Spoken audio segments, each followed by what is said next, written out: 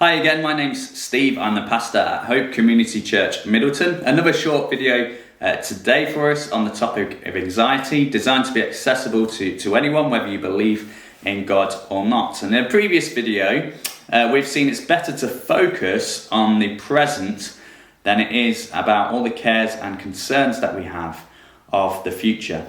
So today and tomorrow, we're going to get a bit more practical. We're going to think of two ways to help us to do this. And the first one today is helping to keep our minds in the present.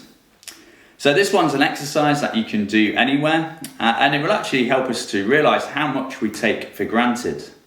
Because we have been surrounded by so many blessings, haven't we? So many good gifts in life, yet we're often so busy, there's so much noise going on up here, that we don't even take notice of them. I mean, you take the bodily senses that we have, just take hearing, for example. We take in much more than we realise or even really need. And yet that's such a blessing. So here's today's exercise. So you begin by closing your eyes and listening to what you can hear. Perhaps, for example, you might want to do this exercise in your garden or a park. You can just do it in your living room. But for the sake of this example, we'll say that you're in the garden or the park. Maybe you can hear a bird. You probably think that that's all you can hear right now as you close your eyes. We'll call that sound number one. Now keep listening. Is there anything else you can hear? Well, yes, maybe you can hear a drone of traffic. Okay, label that in your mind, sound number two. And then yes, there's the trees rustling.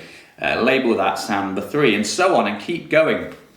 Now, I've heard it said that there's something like 8 or 9 sounds usually that is going on around us that our brain can take in. But we only think there's one sound going on, and that's whatever's the loudest.